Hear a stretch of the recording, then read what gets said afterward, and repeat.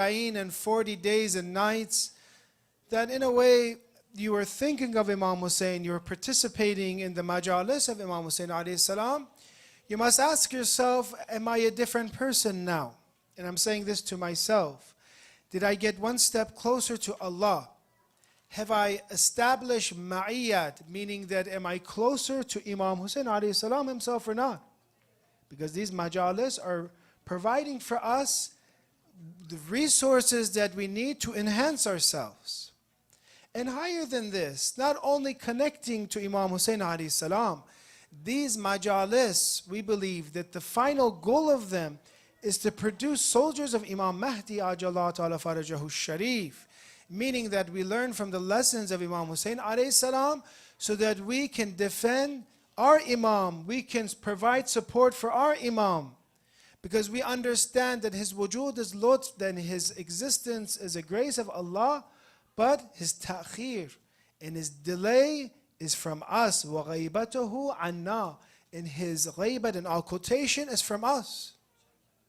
So we connect crying for Imam Hussain, and this is very, its own topic in its own speech, the relationship from crying for Imam Hussain, preparing for the faraj of the Imam of the age. But for all of this to happen, brothers and sisters, for us to truly benefit from that potential that we see inside Ziyarat Ashura that we just said, and we see some of the rewards that are there. For example, some of them say alf daraja, that you get 1,000 ranks, or you get 1,000 elevations, or that God, which is 1,000,000, or 1,000 sins are forgiven, for example. This, possibility, in the Hawza they say muqtadi, this potential that the ziyarat has, this potential that the tears have, is something that can truly take us towards insan al-kamil, to become a complete human being. But unfortunately, many of us do not use this opportunity, this Muharram and Safar, and we do not know, maybe it is the last of it, but we don't use this opportunity to get to know Imam Hussain, to become like Imam Hussain, which will lead us to Imam Mahdi, which will lead us towards Allah. So we see in the Ziyarat of Ashura, which has many great lines of it, and many of these lines we have to think about, and especially the du'as that we have here. One of the prayers and one of the lines is this: فَأَسْأَلُ اللَّهِ الَّذِي أَكْرَمَنِي بِمَعْرِفَتِكُمْ وَمَعْرِفَةِ أَوْلِيَائِكُمْ. I ask Allah, who has blessed me with recognizing you, Ahlul Bayt. This is kum, it's jam, meaning Ahlul Bayt. Allah has blessed me with ma'rifat of Ahlul Bayt. I could have not known them. Where would you be if you didn't know Ahlul Bayt? Where would you be if you didn't know Rasulullah? This religion that we have that is protecting us, enhancing us, giving us dunya and akhir, we are in debt because we know the Prophet and his family. And that is dhu maratib, that has different stages. And I have ma'rifat of awliya'ikum, of your loyalists, those who are loyal to you. Allah placed me and gave me ma'rifat. And this is a big, alhamdulillah, that we have to do. Imagine right now in the US, God forbid we were misguided, we didn't know the truth, we didn't know what to do, what is the plan. I tell this many times. Many people today in America want to know the plan. Many people today are thirsty to know the path and the sabil. But for us it is clear, alhamdulillah, because of Islam, because of Ahlul Bayt, we have the correct message of the Prophet and his family. They have done all the work, they have spilled the blood in order for this religion to come to me and you, brother and sister. But unfortunately, we just don't want to act. Many people today, they want to know, what is the true religion? What is the true path? How can I worship God? How can I get to know Him, for example? They want to know this. For us, it's clear, but all we have to do is act. And then it continues and says, وَرَزَقَنِي الْبَرَاءَ مِنْ أَعْدَائِكُمْ. Not only do you need tawalli, you need tabarri, you need to have distanced your heart from the enemies of Ahlul Bayt, just as you have distanced yourself from shaitan and taking him as an enemy. You need to take the enemy, those who are shayateen of the ins, you need to take them as your enemy as well. Do not be like those that feel sorry, for example, for those that did dhulm to Ahlul Bayt, those who try to defend them, for example, those who write articles to defend them, for example. Why would you do such a thing? You should be of those who takes the enemies of Ahlul Bayt, those who have done dhulm. And one of the greatest sins is to kill an imam, to kill a ma'asum, because they are the best sign of Allah. They are Ayatullah al-Udhma. They are the greatest sign of Allah. So this is one of the worst sins. Would you ever, brothers and sisters, make dua for shaitan? So he's alive. He's alive right now. Would you say, Allah, please forgive him, please, you're so kind. Just give him another chance, please. No. Same thing with those who had hatred with Ahlul Bayt. We cannot say, who they are in this world. You cannot, for example, get into a fight with someone and say, la'nat on him, curse on him. And no, those who Ziyarat Ashura said to these people, for example, you follow what Imam Baghr alayhi salam said. So Allah has allowed me, give me rizq, this bara'ah and hatred. If you hate the enemies of Ahlul Bayt, no, this is a rizq. This is a provision that I hate, for example, those who have harmed them. Then it says, أَنْ يَجْعَلَنِي مَعَكُمْ فِي الدُّنْيَا وَالْآخِرَةِ. Allah, allow me to be with Ahlul Bayt in the dunya, in the akhirah. Now, I want to ask you this question. This ma'iyat, companionship, togetherness with this tonight's speech. How can I be with Imam Hussain alayhi salam in the dunya and the akhirah? How can I be with him? Because there's nothing as great to be with him, my heart be with him, my presence to be with him. I can be in Karbala, for example, to be with him in heaven. Do you think that everyone has the potential, or everyone has the great gift to be able to be with Imam Hussain alayhi salam forever in the hereafter? Or these are for special people? For some, they say that they will see Imam Hussain. There will be a gap, there will be a time where they will not see Imam Hussain alayhi salam, not see Ahlul Bayt. But those who are very close to them, and those who had shafa'a and intercession in this manner, mean they're good. But Ahlul Bayt gave him shafa'a and intercession and made him excellent in order for them to be with Ahlul Bayt. They will live with them in the hereafter. Therefore we see there's different stages in heaven. One of the highest and the greatest of enjoyments in heaven is Hubbullah, is the love of Allah and those who love of Allah, the awliya of Allah. So therefore the question is this: what does ma'iyat mean? I want to be with Imam Hussain alayhi salam in the dunya and the akhirat. One of the good tafsir of Ziyarat Ashura is Shafa' al-Sudur. In this, Sahib al-Shafa' al-Sudur mentions that there are three explanations for ma'iyat, to be with Imam Hussain alayhi salam or to be with Ahlul Bayt. The first, he says, is qayyumiyya, meaning that something that completely is dependent on something else. Maybe you've heard, for example, qa'im bid this, for example, is dependent on this. Here he says, no, it's not this case as far as we understand. It is not qayyumiyya, this relationship, when you say togetherness, this we're not applying here. Two, the second is musahiba. Togetherness means musahiba. Somebody who is with Ahlul Bayt alayhi salam. For example, many people saw Imam Ali. Many people, lived during the time of Imam Ali. Some even were the wives, for example, of imams or wives of prophets, for example. But you see in Quran that they don't have that status that the prophet or imams had. So musahiba by itself, it cannot be something, it is a great lutf, but cannot be what is meant here. Because many people can be with somebody, but their heart is somewhere else. They cannot benefit. Sometimes some of the greatest of enemies were the most closest, for example. They spent the most time. They were the greatest of enemies.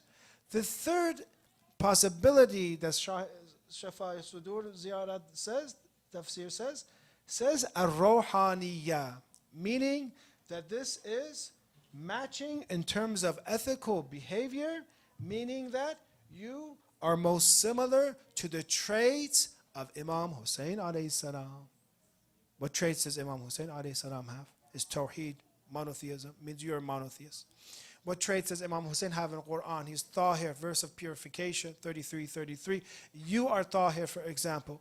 and all the other attributes and complete attributes that Imam Hussain alayhi salam had. Remember last week we talked about fear and not allowing ourselves to be fearful people. Meaning if I am going to be Ma'al Hussain alayhi salam, I cannot be that one who fears. Because there's the part of the practice of the Zalimeen to give fear to us, to instill fear in us, to make us afraid. To say, for example, you see in the communities, for example, that we're going to take away, for example, your privilege to be here, will kick you out, for example, if you speak, or in a university, will defund that university, will kick you out of your visa, to establish, a policy of instilling fear on the people so they do not speak up. But the courageous one, remember we spoke about Habib al-Najjar in Surah Yasin, that he was the one who assisted the three messengers from Prophet Isa alayhi salam according to tafsir, and he gave his life and he became shaheed for saying the truth. And today whenever you recite Surah Yasin, you're reciting the story of this person who defended the truth and died for the truth. So therefore we need to focus more on these three possibilities. We said the third possibility, which means my traits become like Imam Hussain alayhi salam's traits. One of the Urafa, they ask him, who is, for example, how can I connect to Imam al-Zaman? Many of us want to connect to the Imam of the age. We wish, sometimes there are gaps. Maybe today I ask you, how many times did you think of the Imam of the age? We are his Shia, his followers. How much did you remember him? How much did you make dua for him, for example? How much was your heart with Imam al-Zaman? He says this, if you want to become close to the Imam of the age, who are those who are close? Those who are tahir, those who are purified. Because you need to have a connection with him. This ma'iyat is rawhani, meaning your traits. If the Imam of the age is tahir, and he is, you need to be tahir and pure as well. When you are pure, both of these pure individuals connect to one another. They have togetherness, they have ma'iyat. Who are the best companions of the Imam of the age? Who are the best companions? Those who are the most similar to Imam al-Zaman. Those who are most similar to his traits. So tonight we're going to go over some of the traits of Imam Hussain alayhi salam that's mentioned in al-Ziyarat al-Nahiya al-Muqaddasa, the Ziyarat that's attributed to Nahiya al-Muqaddasa, which is the sacred zone, which is Samirra. Meaning that this Ziyarat can either be from Imam Hadi, Imam Hassan Askari, or Imam of the age. It can be any of these three. Some say it's Imam Hadi, might be more exact, but it says al-Ziyarat al-Nahiya, meaning from the sacred zone. In the Ziyarat, either the Imam speaks to Imam Hussain alayhi salam with these qualities. Imam speaks to Imam, teaches us how to do Ziyarat and address Imam Hussain alayhi salam. وَكُنْتَ لِلَّهِ طَائِعًا, and you were obedient to Allah.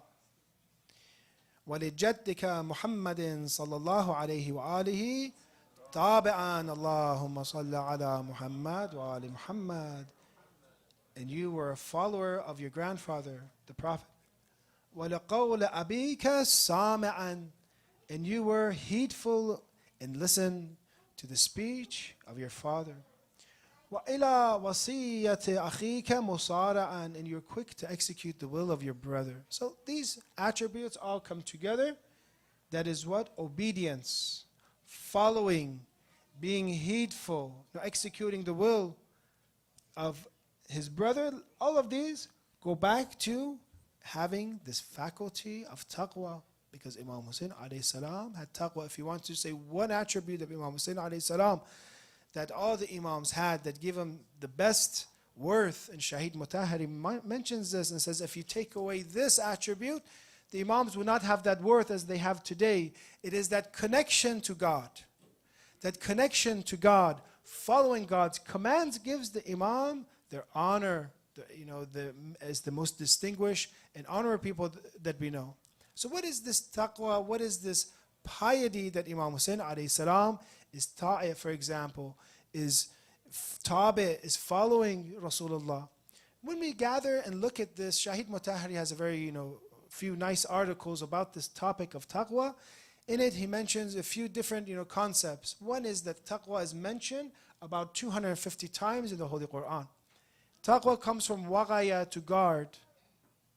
Many of us, we come to Ashura, even though, remember, Majlis of Imam Hussain is for everyone. When somebody comes here, do not say, where were you the entire year? I didn't see you. You know, everyone's allowed. Or for example, who are you? Imam Hussain alayhi salam is for everyone. But for us, we're trying to get a special lesson from Imam Hussain. We're trying to establish connection to him. If you want to be with him in the dunya and the akhirat, one of the most important qualities that you can have is to develop taqwa, to develop a shield, as some of the narrations mention, to develop a fortress for yourself. And therefore, Shaykh Mutahari mentions this and opens this important question as to, is taqwa restriction, for example, or is it protection? Many of us view, sometimes many people view Islam as being a religion with too many do's and don'ts, too many rules, too many regulations. And in this, they're trying to push people away from Islam. But are these restrictions? And then he argues, or are these protection? And he says the example of the house, a house where you live, a house that takes you away. What degree was it today, for example? Those who are in the Inland Empire, you can answer this better. For example, it's 100 degrees, or those who did the Arba'in walk, mashallah, for 4 or 5 miles today, you can understand what does it mean not to have a house and to be outside in the sun. You know, human beings, we're one of the, maybe the only species that we get sunburned this fast. That, you know, plants, for example, birds, they even have something to protect themselves from their feathers. But us, doesn't matter who you are, you stick us out a few hours, for example, we get sunburned. It's a reality. Or for example, or even longer, you get sunburned. So therefore, you see, when you have a house and you have air conditioning that works, would you call this house, you know, protection from you, from the elements, from the heat, from the cold? In the same way, Islam is protecting you. In the same way, Islam is giving you honor. When you look at all those things that are haram, who are they for? For you. For you to get close to Allah. We said the sins of the eyes, Islam says to lower the gaze. Who is that for? So that you will be protected. So community will be protected. I said this in Friday prayer. How come is it we go to Majalis of Imam Hussain alayhi salam, but we do not control our eyes? Said we have different types of radar. Some brothers might have different types of radar, active radar, passive radar. They know exactly what's going on everywhere they go. And I said sometimes when they want to sleep, their neck hurts, for example, because they have been looking everywhere. Why do we not protect our eyes? I'm saying to myself, why do we not protect the way the Quran says the dress? Why do we not protect what I say? This is for us to have taqwa. Why do you, in a way, ask questions to somebody who doesn't want these questions to be answered? In a way, you're trying to humiliate them. You're trying to ruin their dignity, for example. Why do we put people down when we speak to them? If you look at all these actions that Allah has provided for us that are haram, we see that this is a protection for us from intoxication. We talked about, you know, being honorable, all these things that are haram, beverages that are haram, drugs that are, for example, not allowed. All these things bring down the status of a man. They do things that they regret. But when Allah says, do not do these things, this will cause for you, for example, addiction. Then He is removing all these dangers from you. Today, if you look at the youth, the thing that they are struggling with the most is addiction. Either addiction to devices, addiction to substances, addiction to different things. When Islam gives us taqwa, and Shaykh Mutahari says this, says taqwa is used for everyone. Don't think taqwa is only for the religious. Taqwa means to use control, everything to be in its measure. If you're going to be, for example, even you're not religious, you still will need taqwa in order not to exceed, in order not to, for example, do something that is against the protocols of something. For example, if you have a business, you have to have some certain standards. If you manufacture something, you have certain standards. This is in a way taqwa, meaning it has control. In religiously, when you talk about it, it means this potential that we have from our lust inside, our anger inside of us, our imagination, and the governing agent here is the aql and intellect. It controls everything and puts it into taqwa. And that is a great blessing from Allah. So taqwa is not a source of restriction for us. Taqwa for us is protection.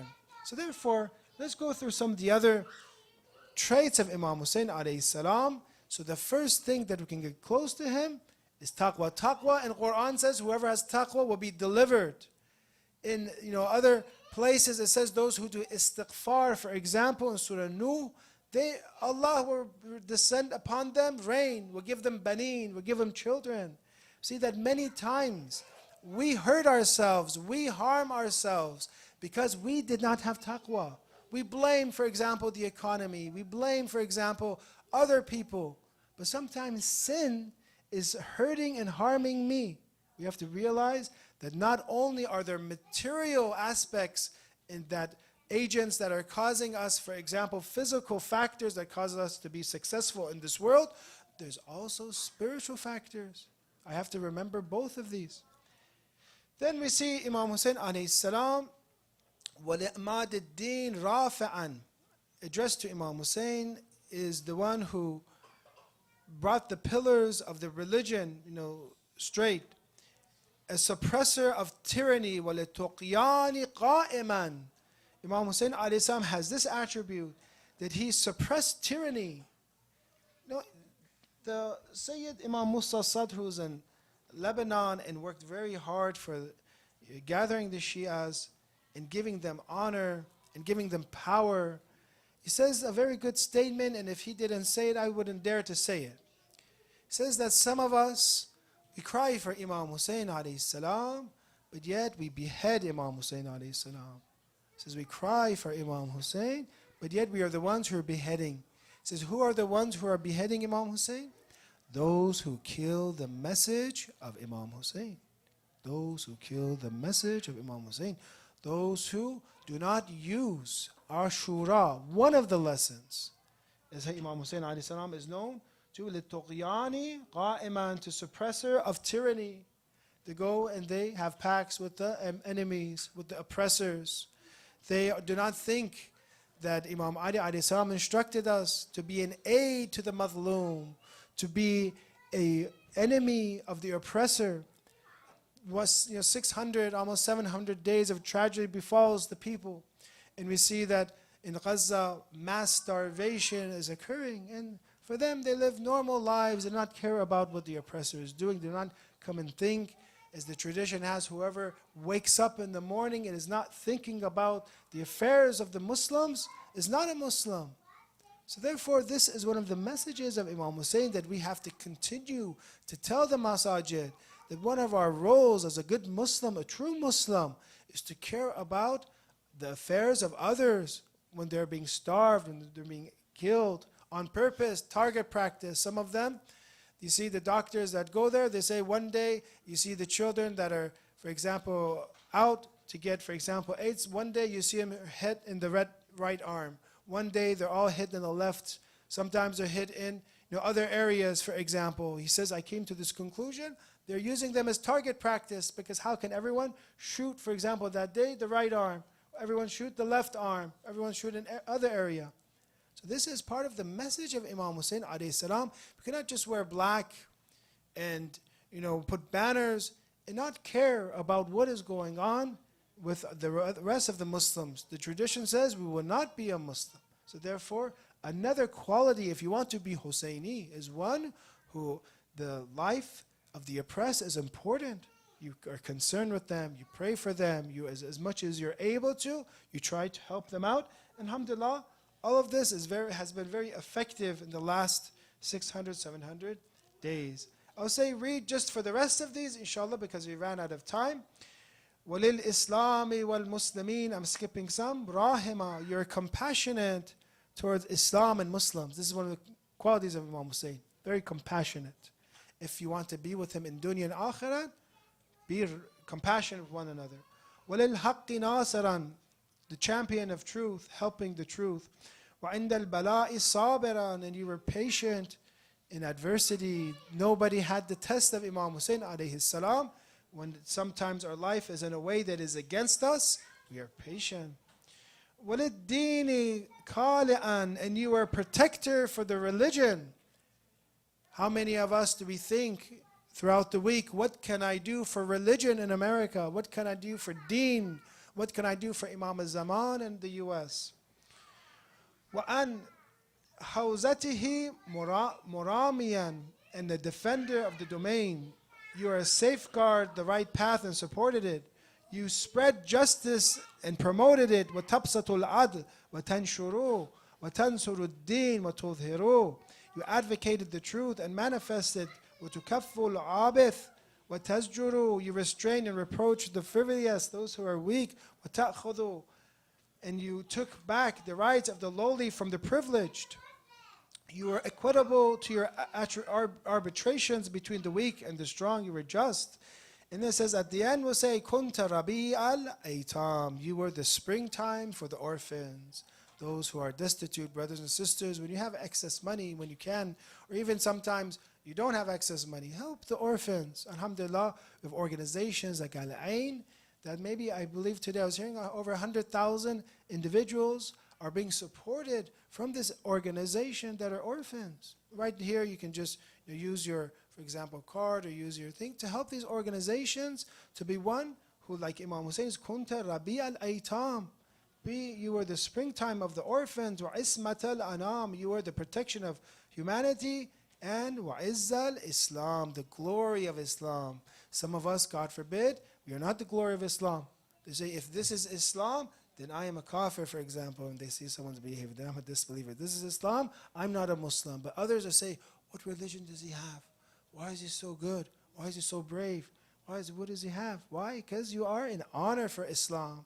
You are a zinat for Islam. You are adornment for Ahlul Bayt, alayhimus salam. So we said, togetherness for Imam Hussain, according to the tafsir of Shafa al-Sudur, means to be and acquire the traits of Imam Hussain. Hopefully, before Arba'in is over, we are trying to make ourselves Hussaini alayhi salam. But remember, tears, crying, ziyarat, all of these are needed for the heart to think of Imam Hussain, and spontaneously many of these attributes occur without us thinking, that we start becoming Hussaini without even thinking about it, because our hearts are with Imam Hussain alayhi salam. You can dim the lights a little bit. We'll give a rosa for Sayyida Ruqayya, the daughter of Imam Hussain alayhi salam. Please recite salawat ala Muhammad wa ali Muhammad wa ajab.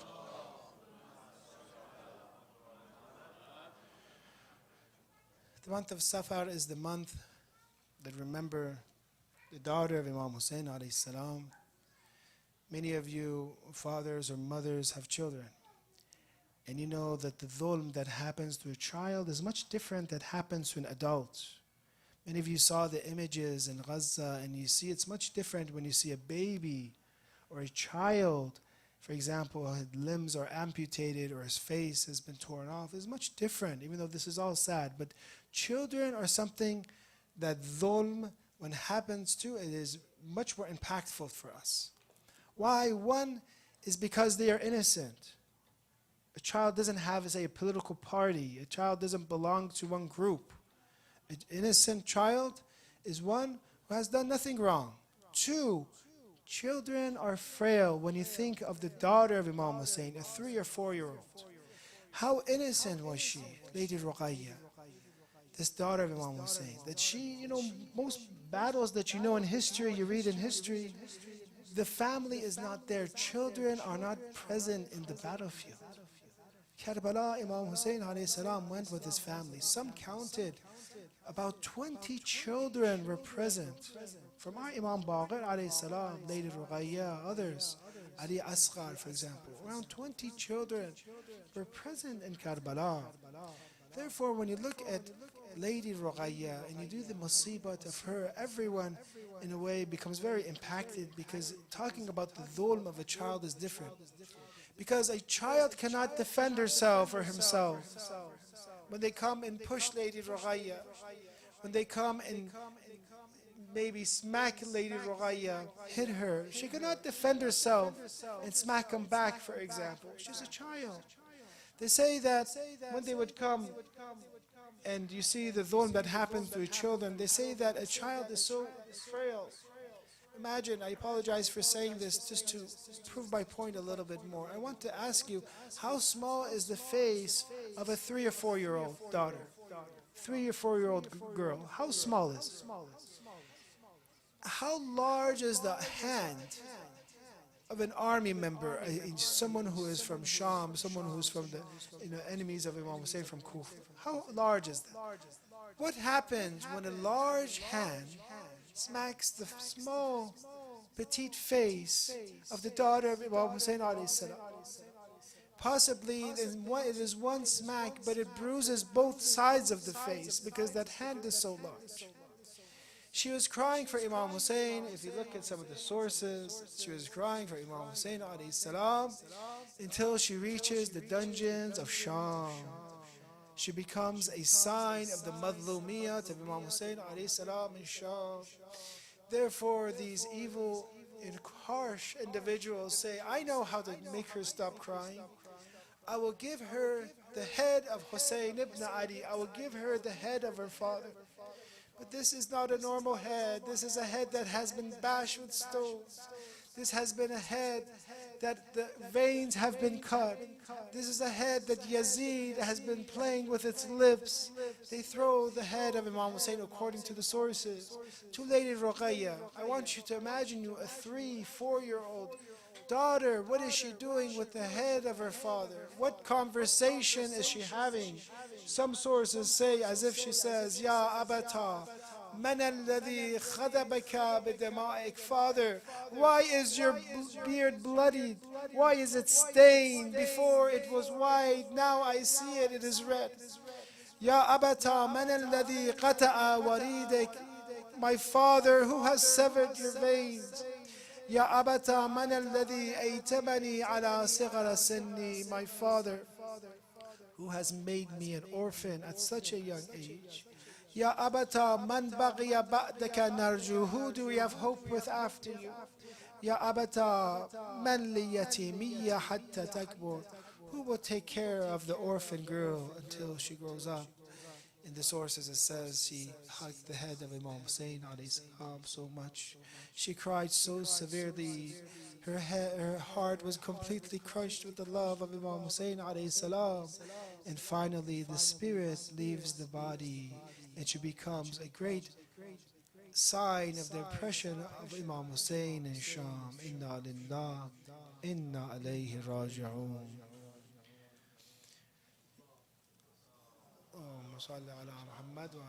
Ya Allah, we ask you because of the musibat of Lady Ruqayya, remove oppression from the lands of Gaza, Palestine, and throughout the entire world, inshaAllah. Ya Allah, we ask you to be of those whose attributes and traits are like Imam Hussain alayhi salam. Make us like the companions of Imam Hussain alayhi salam. Make us the companions of Imam Zaman. Answer our hawa'ij, cure the sick, have mercy on our departed. Remove tyranny and oppression and help those who are fighting against oppression. Inshallah, give them victory. Ya Allah, we ask you to expedite the return of the Imam of the age and make us of his companions with a salawat ala Muhammad wa ali Muhammad.